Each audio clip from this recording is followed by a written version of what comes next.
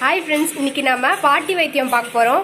அது வந்து என்னன்னா சளி, இரும்பல், இழுப்பு, அப்புறம் வந்து வீசிங்லாம் வருதுல்ல, அதுக்கு வந்து இந்த கஷாயம் வந்து 3 வேளை குடிச்சா சீக்கிரமா சரியாயிடும். நீங்க கண்டிப்பா ட்ரை பண்ணுங்க. அது எப்படி செய்யுதுன்னு பார்க்கலாம் வாங்க. ஃபர்ஸ்ட் கல்யாண முருங்கை தழை பாருங்க எப்படி இருக்கு. இந்த மாதிரி 3 இலையா வந்திருக்கும். இந்த மாதிரி இந்த தழை வந்து நாங்கள் வந்து 10 எடுத்து வச்சிருக்கோம். நீங்கள் 10 எடுத்துக்கோங்க. அதே அளவுக்கு வெத்தலை 10 எடுத்துருக்கோம். அப்புறம் துளசி ஒரு கைப்பிடி அளவுக்கு, அப்புறம் சித்திரத்தை 2 பீஸ் எடுத்துக்கோங்க. 2 ஸ்பூன் வந்து ஓமம் எடுத்துக்கோங்க. ஃபர்ஸ்ட் நம்ம எப்படி பண்ணுறதுன்னு பார்க்கலாம். 2 ஸ்பூன் வந்து ஓமம் போட்டுக்கலாம். போட்டு ஃபர்ஸ்ட் வெறும் வானலில் அப்படியே போட்டு வதக்கிக்கணும். ஸ்லோவில் வச்சுக்கோங்க. வெடிக்கிற சத்தம் கேட்கணும், அது வரைக்கும் வதக்கணும்.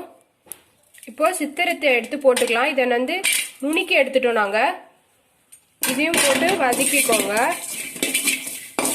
இப்போ துளசி எடுத்து போட்டுக்கலாம். போட்டு அதையும் நல்லா வதக்கிக்கோங்க. நெக்ஸ்ட்டு வச்சிருக்க வெத்தலையும் நல்லா பீஸாக பிச்சு போட்டுக்கலாம்.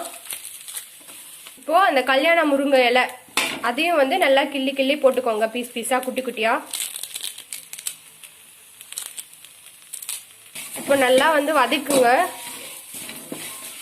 எண்ணெய்லாம் எதுவுமே ஊற்றக்கூடாது, வெறும் வானல்லே வந்து எல்லாமே வதக்கணும்.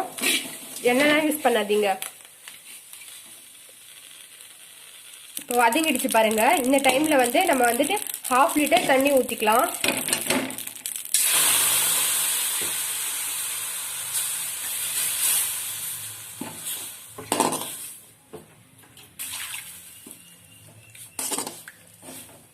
இது வந்து 300 ml வர வரைக்கும் நல்லா கொதிக்கணும்.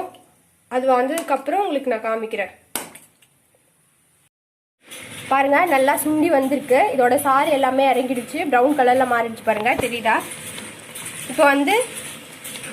இப்போ இதை வந்து வடிகட்டி வச்சுட்டு 3 வேளையும் குடிங்க. ஒரு வேளைக்கு 100 ml குடிங்க. தொடர்ந்து 3 வேளை குடிங்க.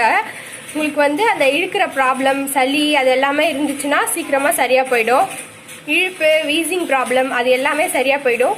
இந்த வீடியோ உங்களுக்கு பிடிச்சிருந்தா மறக்காம லைக் பண்ணுங்க, ஷேர் பண்ணுங்க, கமெண்ட் பண்ணுங்க, சப்ஸ்கிரைப் பண்ணுங்க. தேங்க்யூ. மறக்காம செஞ்சு பாருங்க, சீக்கிரமா சளி எல்லாம் சரியாயிடும்.